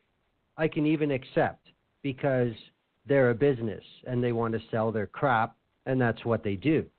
But yeah, if they're pushing out annoying banner ads or whatever, it's okay. But again, it's a little easier to say yes or no to that. But like I think you're going to say, if it's managed to political manipulation, then that's a subtler thing. Exactly. If you want my disposable income for your product, that's one thing. But when you start trying to influence the way I think, the way I believe government should work, the things that I should believe in, once you start to come after that, this is a whole nother ballgame. And that's when democracy, such as it is, starts to break down. We've lost the moderation. We've lost sort of the reasonable middle ground, which was sort of educated, nuanced, tolerant of ideas, just in terms of politics. I mean, you used to be able to sit down with people of other political parties and talk politics even. Not even just talk about the weather or your cat, but you could talk politics and have a discussion, and a little bit of give and take and good nature and all the rest. It's getting increasingly hard to sit down with people because views have been stretched out to both ends. There is no middle ground. There's no discussion, and it really and there's really a lack of again going back to the age of ignorance. And I have to acknowledge that I'm at a certain age now where I'm starting to get into the cranky old man territory, but you see it being reinforced all the time that people's educations, especially in the humanities, in history and literature and things I think that make you a good citizen, as opposed to the hard sciences, it really isn't valued anymore. It's not pursued, and we've really lost context. And context is absolutely everything when it comes to understanding. There was a survey that was out, I think it was last week or 2 weeks ago, that 2/3 of millennials and 40% of Americans don't recognize the word Auschwitz. They have no idea what Auschwitz was. And there's a good third of Americans who think that the 6 million number of Jews killed in the Holocaust is inflated or vastly inflated. But as one of my Jewish friends says, well, if the Holocaust wasn't real, where are all my relatives? There's no grounding in contemporary or even going back a little further, history, where you understand fascism, that you understand that Hitler was not a socialist. I mean, that's one of the things that drives me nuts on social media, that Hitler was a socialist, and the way that and the reason you go, well, why would anyone suggest that Hitler was a socialist, especially if they're on the alt-right side of things, and it's because then they can other the bad things that Hitler did. Yeah. That because he was a socialist, he falls into that triumvirate of Stalin and Mao and Hitler are all left-wing killers of people. The right wing never killed anybody. It was always those leftists. And you're like, well, but Hitler disbanded the unions and cozied up to big business and all these things that are not very leftist. He's not a socialist. They say, oh no, there's socialist right in the name. It's National Socialist German Workers' Party. You say, yeah, but that was a con too. He was not a socialist. And you go through the historical record, but if people had any kind of grounding in fascism and early 20th century history, they would know that is just ridiculous. Or Hitler and the gun. The other one. I was chatting with someone about that today on Facebook about well, Hitler took away the guns, and if he hadn't taken away the guns, the Jews could have defended themselves. It's like, there is so much wrong with that. number one, Hitler didn't take away the guns except from until 1938, and then it was mostly just the Jews, but the Jews were less than 1% of the population, and 90% of the Jews that were killed in the Holocaust weren't even in Germany, so it wouldn't have affected them anyway. They're all in Poland and Ukraine and Russia. So the whole argument is like historically wrong, but no one opens a book, no one looks it up, and they'll flip through some kind of crackpot thing because all facts are equal, and they'll find an article they'll quote to you that says, see, this guy said Hitler's a socialist and the Jews should have had guns. It's like, well, yeah, but he's wrong because read the sources, educate yourself a little bit. Well, educate yourself about even current events, the Iraq War, and things that are in living memory. But things that aren't in living memory, if people didn't experience them, they don't seem to exist. Well, the quickest one I always give on the Hitler was a socialist, I'll say, you remember East Germany, where the Berlin Wall was?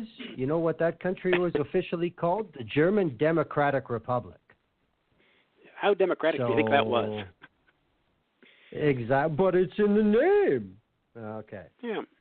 Or or more a very recent example. I mean, you have this fight all the time on social media about who caused Canada's debt. You go, oh, it's those goddamn liberals because that Pierre Trudeau spent like a drunken monkey, and then it's like no, between 2/3 and 3/4 of the debt was created by Mulroney and Harper. Yep. Those are just facts. You just look at the chart, and they go, well, then they go, well, then Harper was forced to spend a lot of money because in a minority situation, the liberals held a gun to his head to spend the money. Then you pull out and say, well, look, no. Jim Flaherty said in an interview, when no one had a gun to his head, that he did it and he was glad because it was the right thing to do. There it is, his quote. He said it. The St. Jim Flaherty. And at that point, they just wander off because it's a fact that does not jibe with their universe. And rather than go, I looked at the chart. You're right. Most of the debt was Mulroney and Harper. And maybe I got to rethink this whole tax and spend liberal thing and think maybe the conservatives are maybe not the great stewards of the economy they pretend to be. But I've yet to run into anybody who does that.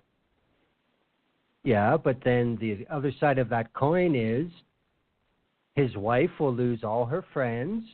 He'll have to find a new bowling team. And who's he going to sit with at the hockey game? Yep. And the same thing exists online. That's been spread online to a macro scale. I think that's got a lot to do with all these choruses forming on social media, whether they believe reality or who knows what. Yeah, and and recently, we saw another one of those big lies being trotted out again by Andrew Scheer and the Conservative Party. They made a big deal saying that that Canada's debt passed $1 trillion for the first time under the Liberals just recently. And it's like, okay, two things. One, it isn't the debt. It's the market debt, which is very different. It's the debt plus something else that we never lump in with the debt. The debt is still somewhere around, I don't have it in front of me, $730 billion, which is nothing to sneeze at, but it's not $1 trillion. And the market debt, if the market debt's what you're talking about, passed $1 trillion for the first time under Harper in 2012. So it isn't the first time, it isn't $1 trillion, and it isn't Trudeau. So it's like you can't get more wrong than that. But you put the lie out, and people are absolutely apoplectic because, again, it feeds into fear and greed. The fear that that the country is going to hell in a handbasket, and greed because someone's going to have to pay for that, and it sure as hell isn't going to be me. I don't want, those liberals are going to raise my taxes to pay for this spending on immigrants and women's issues and LGBT and pride parades and all the rest. And Syrians. Yeah, and it's they say you just and where do you start trying to deprogram people from the silos that get it? And one of the things I've never had the luxury of is the lack of self-doubt. There's lots of time I question I question things all the time that I'm doing. I question facts. I question, all this kind of. There's these people who are so confident that they have all the answers, that they're just the smartest thing and that they're never wrong and all the rest. And it's like, I would just love to be that person for just like a half an hour, because it must be so nice to have all the answers and never have to change your mind about anything, because it's all gospel truth. And I say, maybe I'll strive for that, but so far I haven't hit it. Well, yeah, I think that's a little hard, but like I'm looking I work hard to be right, but I will recognize that every once in a while, there's some tweets out there I go like, "Oh, jump the gun on that one." That was, and usually I will follow up with a tweet going like, I was wrong here. It really is this, which is my mea culpa on social media. But you don't see an awful lot of people who usually they'll just quietly delete that tweet. Unless someone has screen capped it for posterity, but it's I'll only delete tweets generally if I got a really bad spelling mistake in it and I was typing too fast, and I'll replace it with one with correct spelling just because I've got enough pride that I don't want to look like a bad speller. Now, when I look at the outline here, here. as we're talking, well, a rumored outline. Yes. Breaking, episode has outline. Not just a bunch of stuff thrown together at the last minute. the way you're talking about the bullhorn effect, and I think, something we really haven't mentioned is the distraction of the entire exercise from whatever else is going on that maybe we're not supposed to be concentrating on. But social media has embraced all the questions that have been argued about forever that never get answered. Why have they become so dominant on such a new way to communicate? We're talking guns, Israel, tar sands, Jordan Peterson. Why do we waste this opportunity with so much at our fingertips to talk about the same old shit? Yeah, and I don't know if it's just, the novelty of putting your opinion out there. I mean, you start a Twitter account, you got 5 followers, and you go like, you know what? I think the world deserves my opinion on this, because I got this fresh take on it that no one's ever thought of before, so I'm going to put it out there. And, and they put out saying, I think refugees are sucking the country's healthcare system dry. There, I've said it. And just, wait for the chorus of people who either, it's very powerful if you're not someone who's used to, has a big circle of friends or has a lot of affirmation in your life, to have a couple people who chime in and say, I think exactly the same thing. I think, and all of a sudden you're part of the woman haters club, or the, the anti-jihadists, or you've got this little cluster around you that's making you feel like, oh, I found a home, and my opinion is valuable and valued by a bunch of people. And there's a lot of ego in social media. I mean, it's I've been guilty myself of being happy about my Twitter followers, and people are always measuring themselves one way or another. I think Twitter followers is probably the most harmless way of measuring your self-worth. But it's people get affirmation from that, and I think some of these people, again, if we're looking at the involuntary celibates, the incels, if I took a brief stroll. I clicked on a link that someone said saying, okay, if you've never seen what they're talking about, click here. And it took you to a Reddit subpage somewhere. And you looked at it and it's just like, this can't be real, because people don't really say stuff like this about how terrible women are, and why they can't handle their uber manliness, and it's all about the feminization and the masculinization of women. And it's you go on and you say, really? It's like I've walked into like an 8-year-old Xbox party. But there are these places where people get comfort from each other because clearly in the case of the incel people, they don't have a lot going on in their lives. They're not getting a lot of affirmation from their personal relationships pretty clearly, otherwise they wouldn't be incels. It might be a bit of a self-fulfilling prophecy.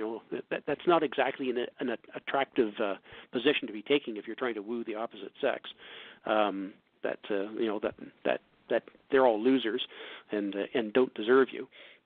Not really popular among the ladies, probably, but these are people who are missing something, and they're being told it's okay to be like that because here's a bunch of other people who are missing the same thing, and we're all just fine. That's the harbor, the haven, the bringing together of people who have problems. I mean, there's great support groups on there too. I mean, there's bereavement groups. I mean, there's cancer support groups. There's people who've lost children. There's all kinds of things where the internet works for the power of good and brings people together for real support.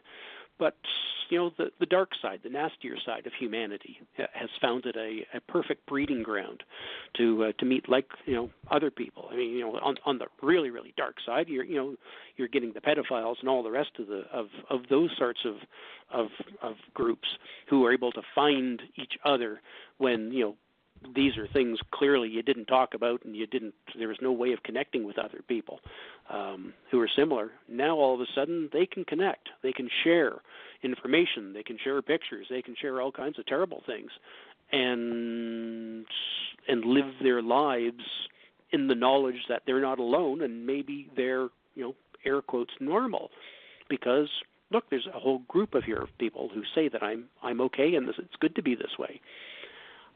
It's the dark side of social gatherings.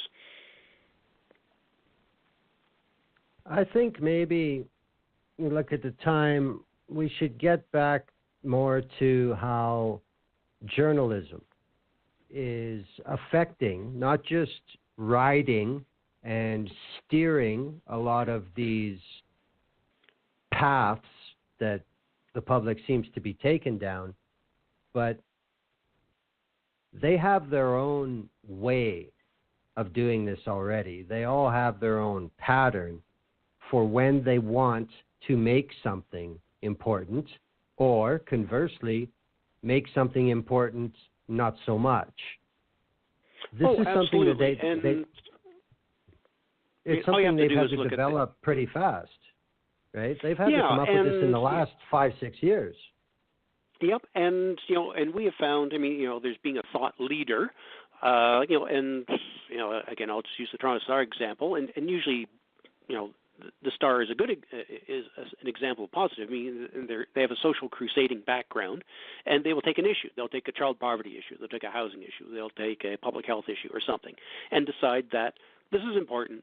We're going to do a multi-piece investigative journalism series on it, and we're going to really highlight this thing, and it's important. Or go back to the Rob Ford case. They put good people on it, and they said we are going to get to the bottom of this behavior, which is detrimental to the city of Toronto, and so they push an agenda in a sense, but they're doing it in order to. In the case of whether it's public health issues or whatever, an important civic issue that is underappreciated and something needs to be done about it. The state of retirement homes. On the politics side, I guess the extreme example of that is the one we talked about earlier, where the Toronto Sun drops its mandate for the next election on its, not just its editorial department, but on its various columnists and writers, saying, here are the soft points. We are pushing this agenda because we want to elect somebody who represents these views, and we are going to shape opinion, and we're going to tell people what they care about and make them care about it, because we're going to have an onslaught of stories that pound on 2 or 3 nails. So by the end of it, people are going to care about this, and they're going to vote the way we want them to vote. That's pretty naked. Usually it's a lot subtler than that in a lot of papers, and often it's kind of held right to election day, where they come out with their endorsement of a party on their editorial page. Yes. The other side of it too is it's not just the newspapers, but driving stories either into oblivion because they're embarrassing, or there's two ways of driving it into oblivion. You offer up some other fresh meat, and we've seen that with the Russian bots, and there are various farms of tweeters who say this conversation on let's say the Russian influence investigation is getting too big in the news. We're going to promote this other story, and this story is going to take off, and it's going to eclipse the one that we find is embarrassing. Trump tries to do that himself, kind of ham-fistedly with his tweets.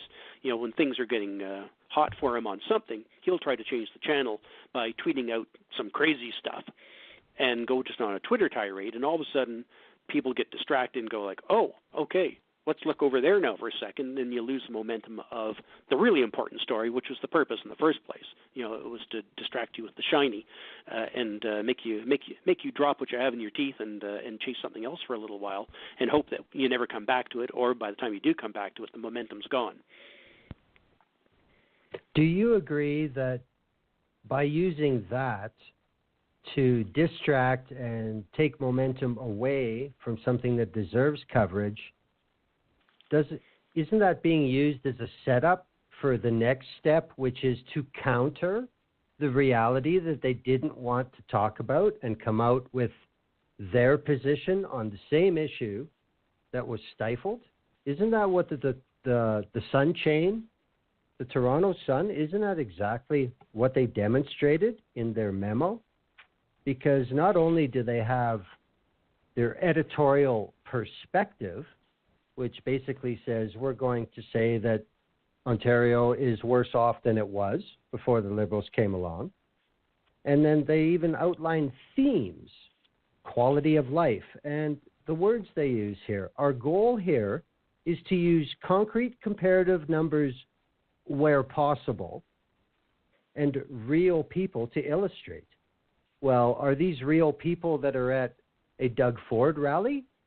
Or are these real people who are working in downtown Toronto? There's just no consistency, and they can take it anywhere they want. We revisit major scandals and broken promises. This sounds like a TV guide. It doesn't sound like reporting direction to me. Yeah, well, what it sounds like is it's the kind of document that I wouldn't be surprised if you relabeled it and put it on the desk of the head of the Doug Ford campaign, and that's a campaign document. If you took Toronto Sun off it and said it was the official party's campaign strategy, I'd believe it, and that should cause some concern, because the Toronto Sun has not commented. They've not confirmed or denied that this is their document. The fact that they didn't deny it, I think tells you a little bit of something. But to be caught basically electioneering, and that's what it is. This isn't reporting. This isn't editorializing. This is electioneering and getting down in the dirt, getting into the arena. And if you say up front, you know what? If you publish that in the Toronto Sun and said, you know what, this is what we're gonna do this election. This is what you can count on us to do. We are going to do all these sorts of things.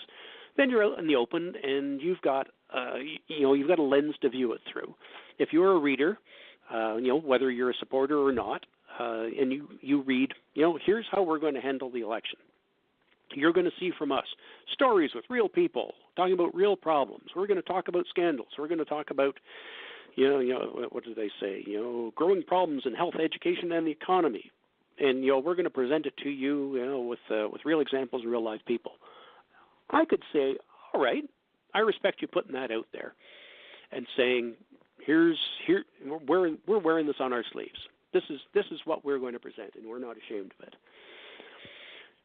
But to do it because then, like I say, every time you pick up the paper, you kind of remember that and say, oh, okay, they said they were going to do some hit pieces on the hydro bills or on wait times in hospitals or not enough nurses, not enough doctors, whatever. You've been warned, and you've been told about the bamboozle, or at least the bias. If you're not told about it, and this is going on behind then it's more of a bamboozle. They're saying we're going to manipulate our readers, and here's how we're going to manipulate them, and here's what we're going to do to manipulate them, and here's the focus we're going to do because we think it will have the outcome that we want, which is Doug Ford gets elected. That's a different thing. That's different than a newspaper saying, we have a bias. We are in favor of social progress, progressive whatevers. It's not going to color us and say that we are, we're going to ignore any of the faults. We're still going to write about those sorts of things. But when we write about something, it's going to be we're going to focus on education. What the government's done, what it still needs to do. That's slightly different than saying, we're going to do a hit piece and we're going to beat them up with education as the bad. It does seem pretty out there. It's pretty bare knuckle. I think it's more disappointing than surprising. I mean, wasn't it a matter of time until they just went ahead and did this? At least now, if anybody doesn't toe the line, they know they can clean out their desk. Yeah, absolutely. And and like I say, newspapers started as political organs, as the mouthpieces for various parties, but you knew what they were at that point. I mean, and we know that the Sun Chain, yes, and I worked at the Sun Chain for ages, and I had a very special relationship with them because they were hands off with me and let me write whatever crazy stuff I wanted to write, without any editorial supervision or control or at all. But I was in a very kind of odd situation. I wasn't a permanent employee and a bunch of other stuff. But if you buy and read The Sun, you know what you're getting to a certain extent. You know what their policy is. And, sensationalist, crime, they're not they're not enthusiastic about immigration, I will say.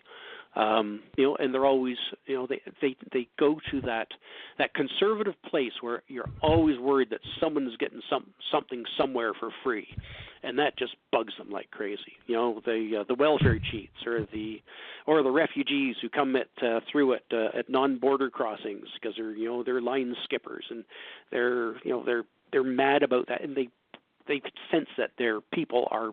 The readers are mad about that kind of stuff too, because God damn it, no one's getting an advantage that I didn't get, and they would rather Mike Harris back in 1995, he was going after the welfare cheats. Well, statistically, in any system, whether it's welfare cheating or OHIP, healthcare, or any of those other things, the level of fraud and cheating in them is pretty standard at between 1.5% right across the board in any kind of system you have, whether it's welfare or whatever else. It's not a lot. It's sort of like saying, okay, well, it's $1. I lost a penny of my buck. I'm going to throw the whole buck out because I've lost the penny and it's not good anymore. It's like that's a minimal cost doing business. You're not going to hurt a whole bunch of people who rely on these services because there's 1% who might be getting something that they don't deserve. But they know that that's one of the hot buttons that they can push, and so their stories are going to be geared towards that audience who gets outraged at immigrant crime, the refugee system being broken, the sex ed in the schools because they've got a fairly conservative and sort of new Canadian readership that tends to be more socially conservative when it comes to those sorts of issues. They know where their bread is buttered and they cater it to that, and they will keep pushing them and motivating them, like we said right at the beginning. It's not just about forming the opinion. It's about forming the opinion and reinforcing it to the point where they do something about it. They get out and vote. So it's no good being a newspaper that pushes a political viewpoint unless you can push people hard enough on election day to get out and actually cast a ballot. So that's why you keep reinforcing an idea that somebody already has over a period of time, because that's the only way that you're going to guarantee that they don't just you don't want them on your side. You want them voting for you, or they want you sending them money, or they want you to go out and take a sign or volunteer knocking doors, or going to a rally. They want action out of you, not just your belief. Repeat is what you're saying. Rinse and repeat. Yep, rinse and repeat. All right. So, I mean, we can go a few minutes over. I don't really care. But the last topic on this hypothetical outline is what's the answer? We can't expect these social media platforms to police themselves in any matter that's going to affect their profitability, because that's why they're here. And as we've discussed, maybe the desire of the consumer to become better informed is not paramount, shall we say. Mm-hmm. And regulation what do we is do? difficult. Well, how do I say? Regulation is even difficult too. I mean, you see, the EU is bringing in very strict data security and privacy laws next month, but a lot of Facebook. It has a presence in Canada. But it has headquarters in the United States. It's a multi-jurisdictional or trans-jurisdictional corporation. It's really, really hard to bring in regulations. It doesn't mean you shouldn't try, but if they move all their servers, they move their corporation to Switzerland, they move it to the Caymans, they move it to the Maldives. Who knows where? It's a server farm. You can put it anywhere you like. You put it in Russia. Yep. Beyond the reach of regulations. I think regulations are a good start, and there needs to be. I mean, Canada has PIPEDA, the personal information data or whatever it is, PIPEDA. I just call it PIPEDA. We have a framework for privacy and data protection, but it's moving so fast. By the time we get around to debating and passing a new law, the technology has moved on, and they're gleaning information, or we're giving information that who reads the terms of service. If you want to use the product, you click OK, and off you go. By the time we have legislation that gets reflected in terms of service agreements and all the rest of the stuff, the technology's moved on, and we're being there's some new way of teasing the data out of us. If it's an online survey, what's your favorite pie? Which of the seven dwarfs are you most like? I mean, all those sorts of things are just little data grabs about you. What is your stripper name? Take your birth month and your birthday and add it to the last two digits of your birth year. It's like, wait a second, I've just given away my birthday to these people by telling them that my stripper name is Black Sun Moondog or something. They can figure out, because of the boxes I've clicked, what my actual birth date is. So I've given that away. Yep. Lots of people fill those things in all day long. And they're building profiles for people, and they're doing it with consent.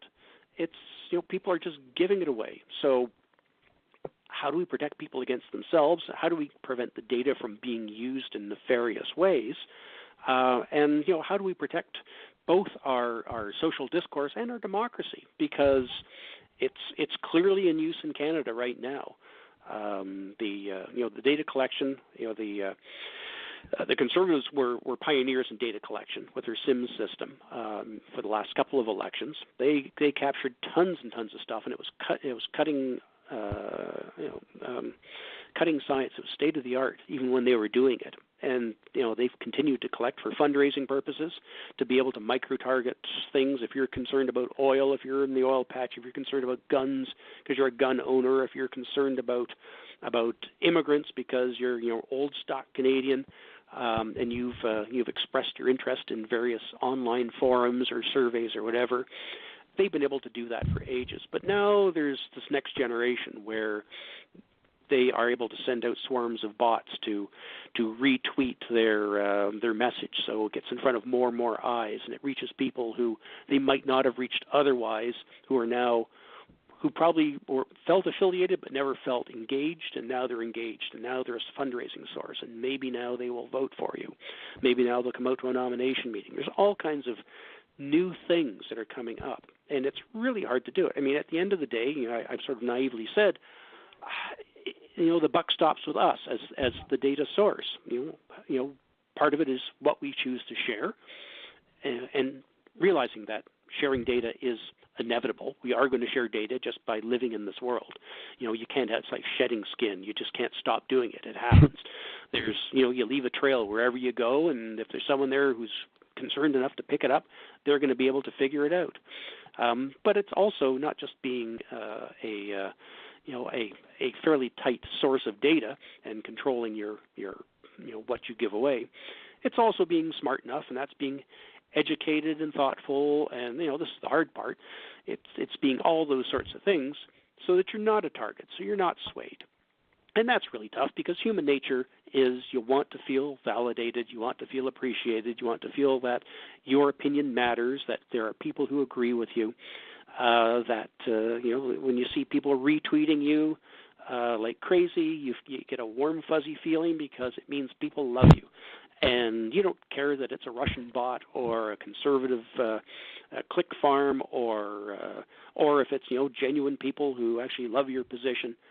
You just feel good because you see the numbers going up, and that gives you validation. It makes you want to post more of that stuff because there's nothing like an applause to make you want to come out and take a second bow. So you've all of a sudden become part of that, and you've got to resist that to the extent that you can of being part of the sucker game that Carl Sagan talks about. You have to be aware enough of yourself and your place and your presence and your footprint and whether or not you're being played and manipulated by researching, by looking at who's tweeting, looking at who is retweeting you, blocking the bots, looking at if you're unusually popular, try to figure out why that is, and or if you're being unfairly attacked, figure out why that is too, because you'll get a sense of sort of the machinery behind the curtains and get a sense of whether you're being played. And that's at the end of the day all you can do, because these things aren't going away anytime soon, and if anything, they're getting more interconnected on a geometric basis. They are the technology is moving so fast that the people in Ottawa, the people in Washington, even if they had the inclination to rein it in, they're just incapable of it. So it ends with you. I think what you just said there. The picture that I get is that we are using the most advanced technology we've ever had, and we're using that technology to exploit the oldest emotions we have for the same old results. Yep. And like I said right off the top, I mean, it because it's visual, because it's immediate, because it can be very visceral and emotional, it plugs right into our more primitive emotions, our hate, our fear, our greed, our need for affirmation. I mean, a lot of our lizard brainstem kinds of things, your very basic functions. And that's powerful. That's a powerful drug. I mean, I freely admit I spend way too much time on Twitter. I enjoy it. I enjoy the discussion, and I enjoy the back and forth. I enjoy a little bit of showing off. I enjoy a little bit of joking around. I mean, it's theater in a sense, and every once in a while you're rewarded with a little bit of applause, a couple of new followers, a like, whatever. And, for some people that's incredibly heady, especially if you've been closeted one way or another all your life, whether you're someone who can't get a date, or someone whose views are marginalized or unimportant. But at the same time, there's a lot of good voices out there too that promote tolerance and acceptance and understanding and wisdom and a little bit of humor and a little bit of humanity. And I guess you take the good with the bad, and you try to minimize the bad you can, and try not to be made a tool and dupe of the forces that are out there trying to manipulate you. Would you also say that it's accurate that, just like the Bic lighter pretty much made matches into the dustbin of history, do you think that with these new methods and the availability, even 5 years ago, the percentage of the population that had a smartphone compared to now was like half.